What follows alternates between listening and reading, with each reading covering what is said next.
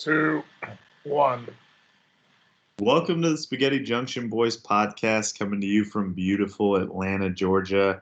I am your host, William Hildebrand, joined by my co-host, Doc Jacobson. And we're getting closer to Doc's birthday. And so in honor of Doc's upcoming birthday, we're going to do something a little different today.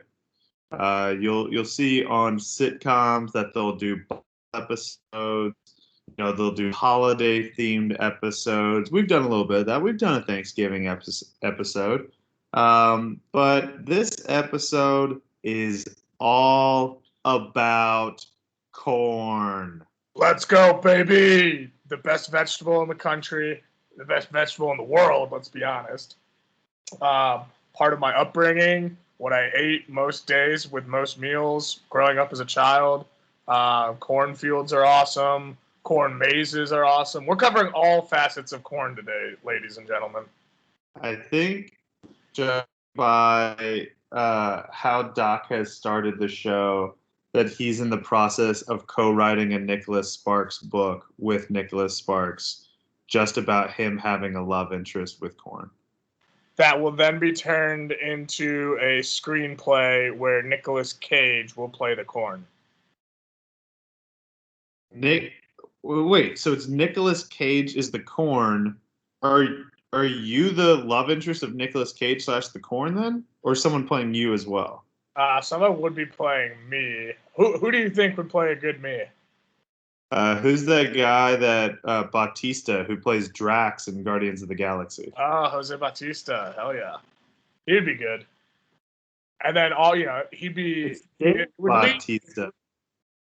David. Jose Bautista was the guy doing the bat flips for the Blue Jays. Potato. Doc, I don't know if we need to keep this up or if we need to talk about your amazing level of confidence in facts that you do not know. Oh, yeah. Well, I was trying to think of his first name, and you just hit, oh, yeah, Jose Bautista. And then you just kept on rolling.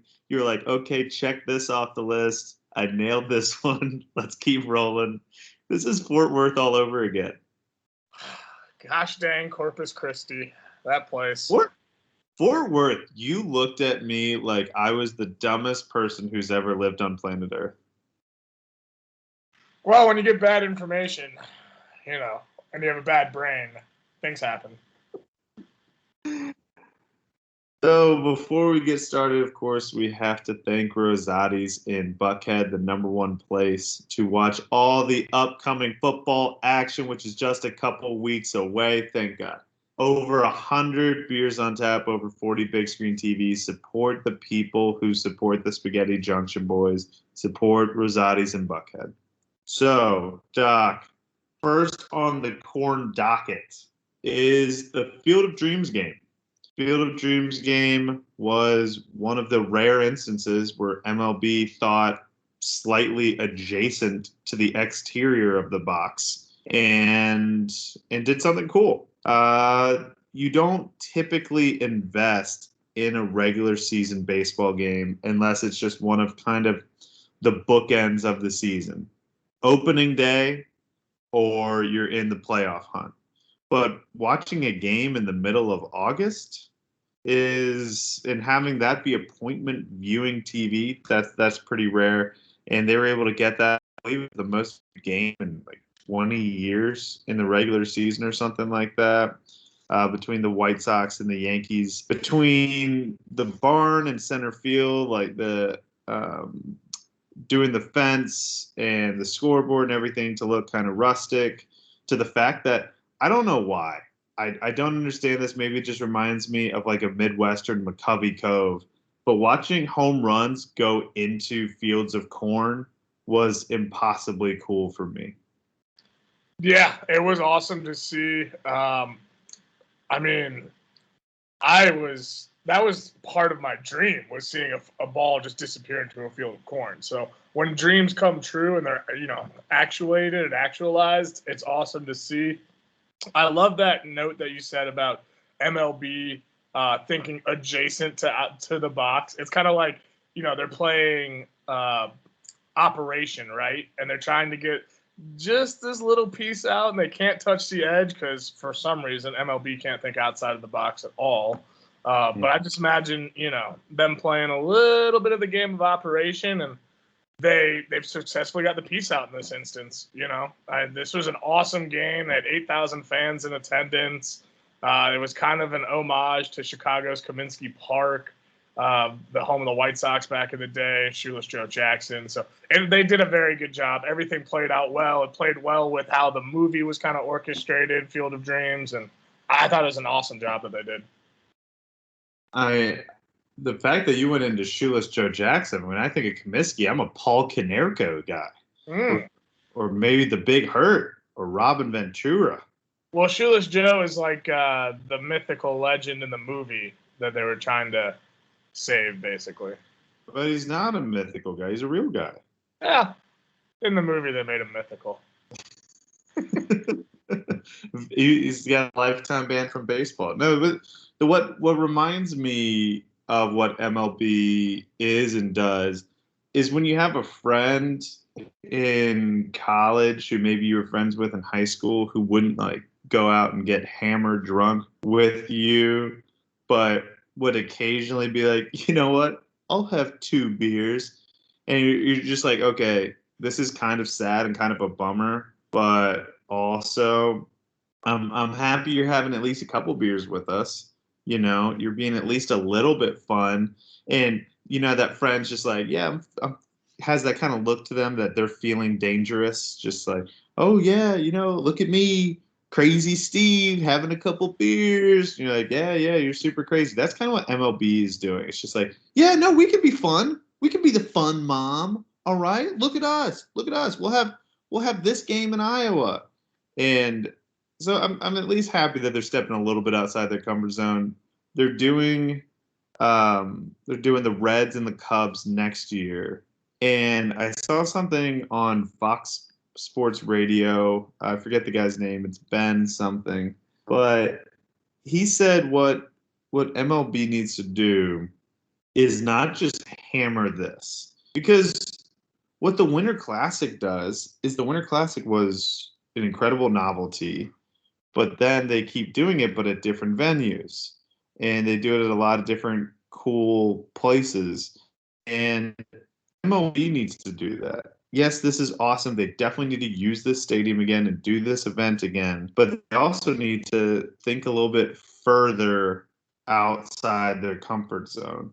I believe it's the 30 MLB teams are in something like 17 states. I believe that's right, but that leaves over half the country doesn't have a baseball team in their state, but there's baseball fans in every state.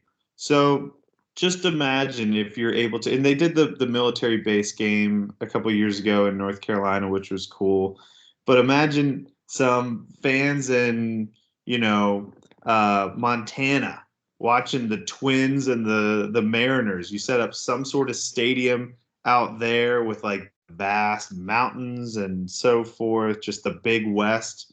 You set up a game down there in the bayou in Louisiana. You let the Astros against the Braves. Oh God, I can't do that voice long, but I don't know how O does it. But I think you just keep creating different cool venues. Maybe do a game out in Tucson at High Corbett Field where they shot Major League. I don't know.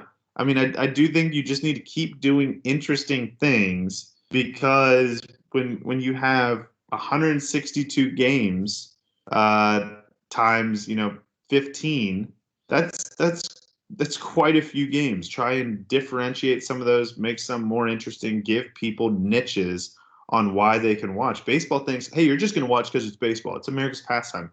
I think they recognize, at least I hope they recognize, that time is gone, that there are people who are just going to sit there and watch, the Reds and the Mets at 7 p.m. on a Tuesday in the middle of July. but not everyone's going to do that. You can put it on ESPN, you can do whatever you want, but just you need to start finding some gimmicks. Not make it too gimmicky. Like you don't need to put trampolines for the warning track, or you don't need to make slip and slides from base to base. But I'm just saying you need to find something that's just like, oh, that's interesting. I'll watch that. And I think that's what this was.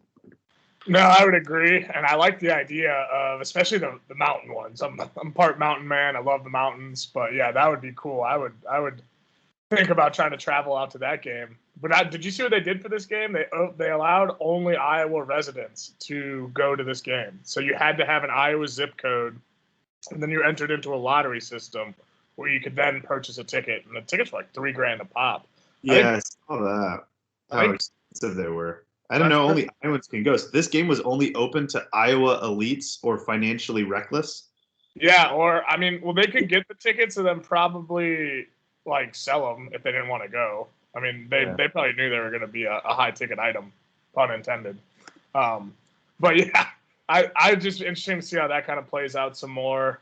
And you know, it's awesome. I freaking love the state of Iowa. I've actually been to the Field of Dreams where they have like a little museum set up and everything. And yeah, it was just really cool to see this game play out and kind of watch MLB pull their head out of the sand a little bit, just because I think once they saw how fast tickets went, they were like, oh, wait, people like this kind of niche venue kind of thing. Yeah, let's keep doing this. So hopefully they do it a lot more. And like you said, expand it to other states, because you got to be right. I was just running through the baseball teams in my head. There's 10 teams in 4 states between California, New York, Florida, and Illinois. Those 4 states have 10 baseball teams. So there's a lot of open states that don't regularly get baseball games. Yeah, it'd be. I think it'd be fascinating to see. And I know when you have big blueprints, for instance, here in Atlanta, Braves country, where Braves country extends to most folks in Alabama, Tennessee, North Carolina, South Carolina are Braves fans. And so if you're able to get the Braves out there to Charleston, get the Braves out there to Raleigh, Nashville. But also it's not enough to just – I like these pop-up ballparks. I'm not sure just how expensive this was, but I'm guessing they didn't lose money on it. But, I mean, you have to have something that will draw you in, because it's not like where the Blue Jays were playing in Buffalo and then they were also still playing down there in Metro Tampa, and that didn't really draw eyeballs. They did make a spectacle of it, but also it was just like, hey, major league team playing in a minor league ballpark. So you have to really amplify that. So, Doc, try and contain your emotions. This next one is still in corn country, but it's over the state line into Nebraska. So Brett McMurphy of the Action Network, newly of the Action Network, said there is an investigation from the NCAA into the Nebraska football program for, quote, proper use of analysts and consultants during practices and games. From McMurphy's report, the school, sources said, has significant video footage confirming the practice violations took place in the presence of Frost and other assistants. Frost has obtained legal counsel, and the NCAA has interviewed Frost, multiple current and former staff members, administration, and football players regarding the allegations, sources said. The allegations date back 12 months. So apparently you can only have a certain amount of on-field coaches. Then you have your graduate assistants who could interact with players in the facility, or like when they're watching film or they're in the weight room, but they can't interact with them hands-on at practice. And then you have consultants and analysts who can't talk with the players. They just aren't supposed to coach up the players or anything like that. They're there for the coaching staff. And apparently Nebraska not only violated that, but they were having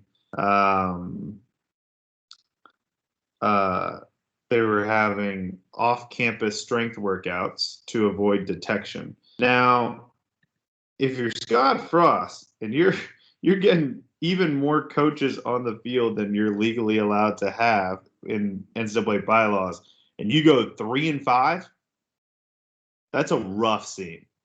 I mean, if he had gone 7-1 last year, I don't know if there is this investigation. And what's kind of interesting to me is, why is the school cooperating? You see when schools cooperate with the NCAA that they get the book thrown at them.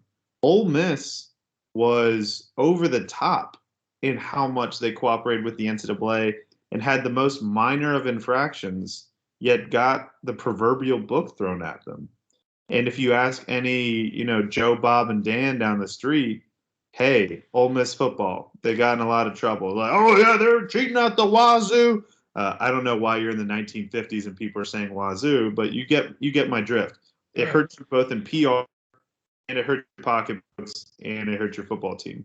Missouri, they did nothing and cooperated, and then they get a postseason ban. I mean, Miami fought tooth and nail, nothing happened. UNC fought tooth and nail, nothing happened. So working with the NCAA usually doesn't help. Other than if you're Baylor and you're covering up, a systematic cover up of rape at your university, and you cooperate with the NCAA and they just give you a nice pat on the back and say thank you and do nothing to you. But what I'm curious about is if Nebraska's pulling a Tennessee, where when Tennessee wanted to get rid of Pruitt because he wasn't living up to their 1990s expectations, they started investigating themselves to try and run him out. And you know this as well as anybody. Nebraska, like you hear people say party like it's 1999. Nebraska thinks it still is 1995. They still think they need to bring back, the swinging gate with their offense, and that Tom Osborne just did what a lot of guys could do there. Oh yeah, walk in, here's the keys. Nebraska's going to win some football games. So the fact that Scott Frost, who I don't know if I've ever been more wrong on a coach, I thought that he was the most slam dunk, easy hire on the planet.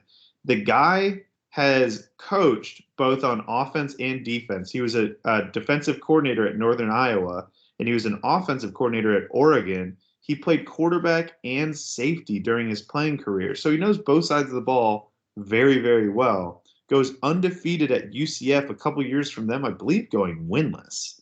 Mm-hmm. I thought it was a slam dunk, and he's gone 12-20 there in the Big Ten West, which is, I'm sorry, Big Ten West, an ass division. Yeah. I mean, it's not a competitive division.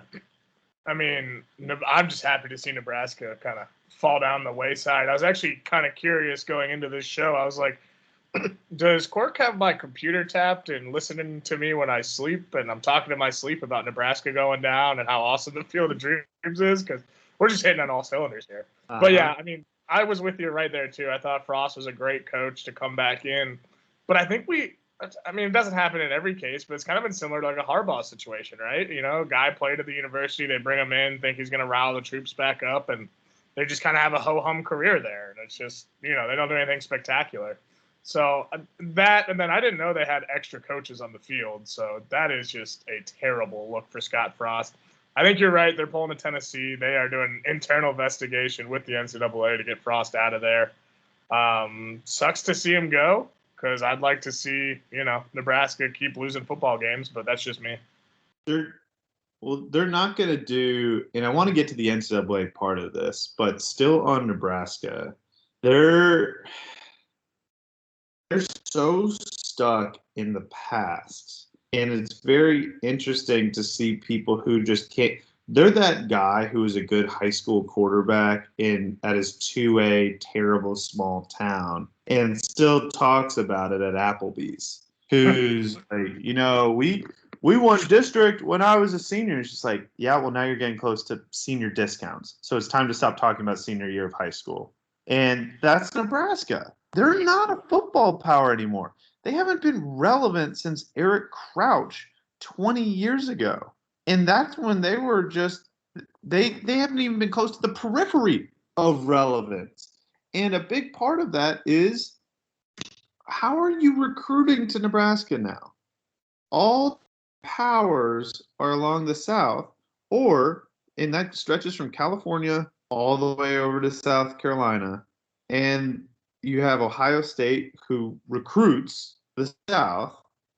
All their or half their roster seemingly is from Florida, Georgia, Tennessee, Ohio, or Texas. And then you have Michigan, who's also down there and recruiting down that way. Penn State's down that way. So you're not going to find a ton of great players. Yes, you'll be able to find some good high school football players in Minnesota. There's always a couple good ones up there. In Iowa, they're going to have to battle Iowa and Iowa State to not keep those kids home.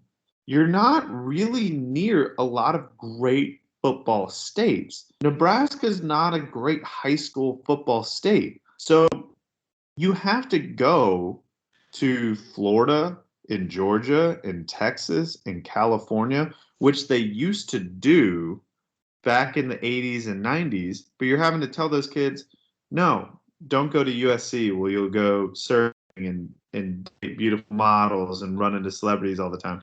No, don't go to Alabama where they just print NFL stars.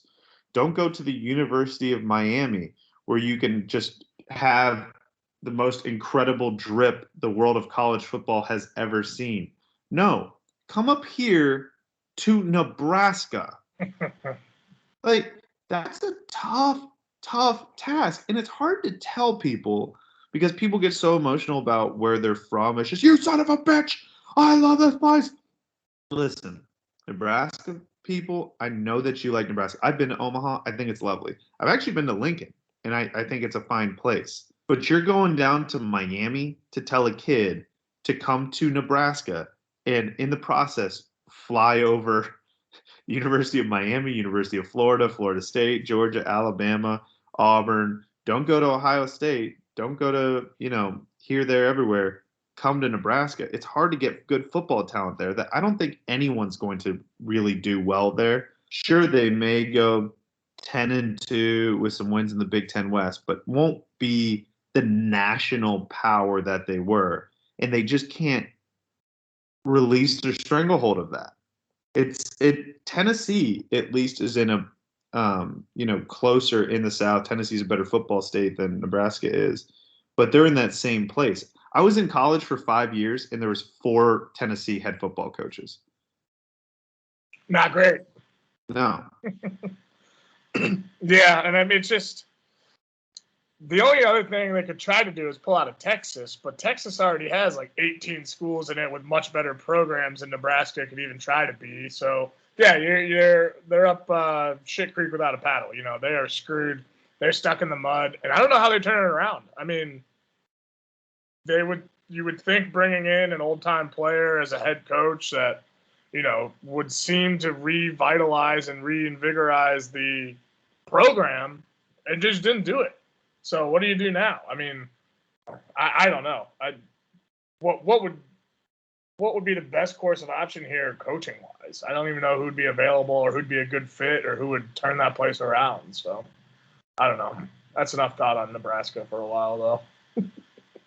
I mean, you have a kid, so you're recruiting 17-year-olds right now. A 17-year-old has seen Nebraska finish in the top 25 5 times in their lifetime. One of those times they were 1 year old when Nebraska finished 24th. Another time they were 5 and Nebraska finished 14th. The next year 20th, next year 24th, next year 25th. So honestly, what are you doing at that point? These kids don't remember your Tom Osborne Orange Bowl years. Right. They don't even remember the Frank Solich years. Okay? And Frank Solich has already been let go by Nebraska, and then gone to, Ohio University, had a long career there, and retired in the time since you've been relevant. Well, heck, let's be honest. They probably don't even remember non-playoff games for, the BCS back in the day. They probably were alive for the later end of them, but they definitely don't remember them. Or I wasn't really into football that young of an age, like 4 3 and 4 years old. But yeah, it's a different landscape, and you see kind of the old dinosaurs of football programs kind of not being able to keep up, I guess. Nebraska has not been to a bowl that was in the BCS in 20 years. Yeah. The 2001 Rose Bowl. But what I really find interesting, and why I think you're right that this could potentially be an internal witch hunt of some sorts, and that's just a lot of it's going by the vanity of Nebraska, the unjust vanity of Nebraska. But the NCAA at this point, it's like your parents are divorced and your dad cheated on your mom and everyone knows, and then your dad's trying to punish you, and you're just like, really? What authority do you think you have on morality? Like, absolutely, completely neutered. It's like if you have a hard-ass boss and then their boss like chews their ass out in front of the entire company, and then they try and like be a hard ass again. You're like, no, dude, I just saw you get taken out at the kneecaps. What do you think you're doing? Now, the NCAA, they're becoming less and less relevant by the day. The SEC is going to form their own football league at some point with Ohio State and probably with USC and Oregon and so forth. But they used to just get off on trying to enforce the morality, with the immoral thing being someone being compensated for all their hard work being a college athlete. That used to be their thing. Like, how dare you pay for someone? Now they're saying, hey, you have this multi-million dollar business is what a college football team is, and trying to take advantage of the nooks and crannies of it, of really a graduate assistant working with a kid during practice. Come on. That's like using too many in-house visits, and that's even worse than the graduate thing. But if you're the NCAA, you're neutered. No one's scared of you anymore. You may have been, the big bad wolf, but now you're the big bad wolf with rusty cartilage and torn ligaments and arthritis. No one's scared of your wolfy ass anymore. And so it's really funny to see NCAA investigation. That used to be like everything's going down. What a nightmare this is. It's breaking into SportsCenter. Now it's NCAA investigation. It's like, oh, it's so cute. I'm almost nostalgic for the days of NCAA investigations. I forgot when those used to matter. And it couldn't happen to a worse group of people. So rot in hell, NCAA. Well, I do want to. What were the after-hour weight room sessions or whatever they were trying to nail them on too? Is that just kids doing push-ups in their dorm room? Like, what are we getting at here? I don't know. They said it was off campus, so it's just, hey, let's go down to the Anytime Fitness and get some sets in. Just again, they went 3-5 last year. Who gives a shit if they were getting extra reps in down at the Gold's Gym in Ralston, Nebraska? Who gives a shit? But, well, I want to wrap up the show with something that I sent this video to you that I saw on Twitter, and it is an electric factory.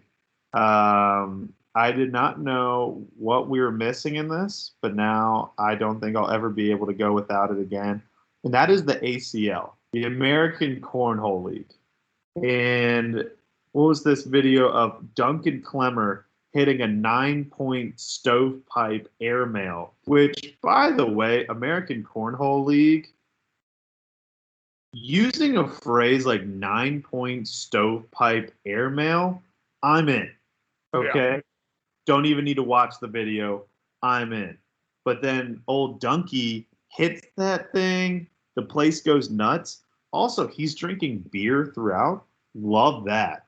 That's a great piece of this, is that you have I know people shit on bowlers all the time of, oh, you can eat nachos while playing, or you can burn heaters while playing. It's just like these dudes, whoever has more beer, I don't know if they have regulations on how much beer you can have during this, but can you imagine just seeing some guy in the ACL who clearly can't stand up? We all know that cornhole feeling when you're like too drunk and you're like one foot like falls back behind the other and you're just like, okay, play it cool, stand straight up. No, it's the slope, it's the hill. Sorry, I just tripped. No, I'm just tanked. But one thing I do know is that I'm going to be yelling at Doc next time we play cornhole that just stovepipe. And it's not even going to be relevant. Like there's going to be one bag on the board, and I'm just going to yell stovepipe and toss it, and it's just going to go over the board because I'm not great at it. But am I wrong? Is the ACL not the most electric thing we haven't been paying attention to yet? I mean, it might be America's new pastime if baseball doesn't start picking it up some more. I mean, it is awesome. When we were in the dog days of the quarantine, right, and they came out the ESPN Ocho on weekends and they would just show obscure sports, the two that I really got into that I would just sit on my couch and watch for hours was one, the ACL cornhole, but two, also the axe throwing league. That axe throwing league was pretty tight, but cornhole was great because the axe throwing league was like too serious. Like the guys are just end over ending axes and like they had no emotion to it. Where the cornhole guys are, they're Tiger Woods fist pumping after they hit a stovepipe. I mean, the terminology in it is just phenomenal. I'm about to look up some names here on the terminology as well. It's like skateboarding, where you're just like learning all these new. Oh, it's a McTwist. Yep. Well, here we go. Corn patty, a bag that is not thrown with enough force and lands short of the cornhole boards. You corn patty. Yeah. Corn fusion, when two players or teams cannot agree on the score in any particular inning. Oh, these are great. We're going to have to get like some sort of graphic out on these because these are just awesome. Feeling some corn fusion. I'm all aboard. They have their sponsors listed on their website, allcornhole.com, which feels like just a really nice get by allcornhole.com. I mean, they came to the show. Right. But Johnsonville Brats, fantastic. Love that you're sponsored by Brats. I love Brats. Love playing some cornhole with a Brat. Honestly, that's the golf advice I give anyone and everyone is essentially, hey, you're having issues on the front nine, get yourself a Brat. Get yourself a Brat at the turn, electric afterwards. Bush's best beans. Now, cornhole, this is on me. All right. ACL, hand up. Not a bean guy. Not a bean guy in really any capacity. I don't know if it's something that's been embedded in my head from the beans, the magical fruit. The more you eat, the more you toot. And I just thought from a young age, hey, I don't want to be farting all the time. Or if I just saw too many Westerns and just didn't look appetizing, not a beans guy, but that's okay. That's okay. DraftKings, love it. Love gambling. Love the logo. Big DraftKings guy. Great user interface. Pit Boss. This guy looks Italian. I won't hold that against him, but he looks to be a pretty good cook. This Pit Boss guy, I'm guessing this is a grill company of some sort. And then Guaranteed Rate. I love living in houses. Big fan of living inside. So hey, Guaranteed Rate. So I'm pretty good with this ACL sponsors. It seems like they don't miss, honestly. Yeah, I mean, ACL Commissioner Stacy Moore. Sweet, awesome. Yeah, I mean, if you've ever seen it on TV, they'd put a good amount of production value into it too for a couple of middle-aged dudes throwing beanbags at a plank of wood, basically.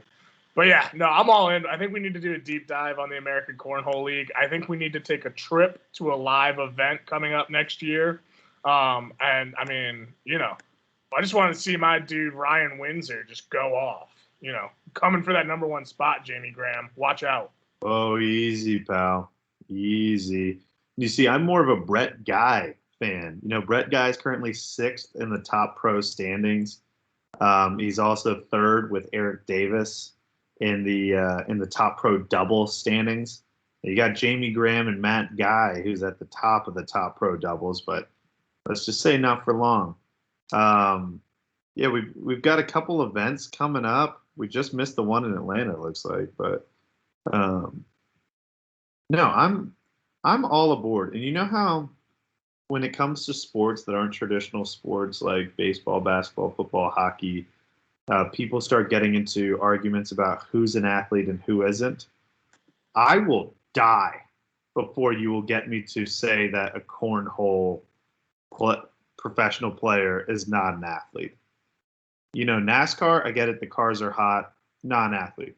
Golf, Craig Stadler was a professional golfer. Non-athlete. Cornhole, athletes. Especially the dude drinking beer. If you can do something athletic, I mean, that's just your brain fighting cognition from inebriation and just having cognition somehow win. And you're able to still, get a stovepipe in the middle of that. That's just the American team, honestly. But we've got the ACL Pro Shootout number 7 at the Iowa Event Center coming up this weekend in Des Moines, Iowa. So the cornhole in the land of corn. I'm all aboard. And, ACL, if you're looking for a couple of guys to fill in for a Pro-Am event, or you want to give Doc and I maybe a what do they call it in golf when you get invited to a tournament even though you didn't qualify? Invitation? No. What do you mean? I mean, I understand what you mean, but I don't know the terminology. Phil Mickelson was going to get a something to the British Open even though he wasn't qualified. A summons. That's what you get for paternity suits. What is it called? Exemption. If you give us an exemption, we will be there like swimwear. You name the time and place. I don't care if it's the Bend XPO ACL Open number 7 in Quad Cities, Iowa. I don't care if it's at the Fredericksburg Expo Center in Fredericksburg, Virginia. The Jacksonville Ice and Sportsplex, that's basically our home turf, ACL. Give us a call. We'll be there. ACL, all on board. Yeah, no, I mean, it's awesome. I think we should reach out to the ColorCast guys and just start color casting ACL tournaments. Yeah, and Doc and I will we'll make it into a drinking game. Anytime one lands on the board, that's 1 sip. Anytime it goes in, 2 sips. And we'll just kind of see what happens. Yeah, any stovepipes, half beer chugs, Yeah. That's my favorite term in all of sports right now. If there's a stovepipe, you and I are doing DOS boots for the rest of the match. Yeah, no, we need to get all in on this ACL. Yeah, what's the name of and I saw the commissioner Stacy Moore. Hey, Trey Ryder, give us a call. That's going to do it for us in our corn edition of the Spaghetti Junction Boys podcast. Doc, was it good for you? It was. Just a couple more facts about corn here real quick. Iowa, known for its corn, produces 2.4 billion bushels of corn every year. That's the most of any state in America and more than some countries. Mm-hmm. Also, only 1% of corn that is planted is edible to humans, or at least would taste good enough to eat. The other 99% is used for animal feed and reseeding fields. So, little corn facts for you. How much of it is used to fill cornhole bags? I would have to say 50% probably, because cornhole is the biggest thing in America right now. Now, Doc, you're a resident Iowa expert, and so since this is a corn episode, I feel like we'd be remiss if you didn't let us know a couple of your favorite Iowa facts. Number 1 favorite fact about Iowa, shout out pork. There are 25 million hogs and pigs on Iowa farms, more than 8 times the state's human population. So if we had one of those debates on, an animal race trying to knock out a human race, pigs would have a good shot in the state of Iowa. The other one that I really liked here was Iowa is the inventor of the butterfly stroke in swimming, and they've also had over 20 Olympic athletes. Shout out the Olympics that just got wrapped up last week. And Iowa is also home to the biggest wooden nickel, a 15-foot tall glass strawberry. And then in prehistoric times, it's rumored that 17-foot tall, 5-ton giant sloths used to roam Iowa. And it's a great place to live. Now let's just play offensive line for the Hawkeyes. Yeah. That actually, somehow that DNA got mixed with human DNA. So that's how they get such big boys out there in Iowa. That's going to do it for us. Thanks, as always, for listening. Check us out on Instagram at Spaghetti Junction Boys, on Twitter at SJB Atlanta. Check out our website, www.sjbatlanta.com. Thanks, as always, for subscribing, rating, reviewing, and listening. We'll see you next week.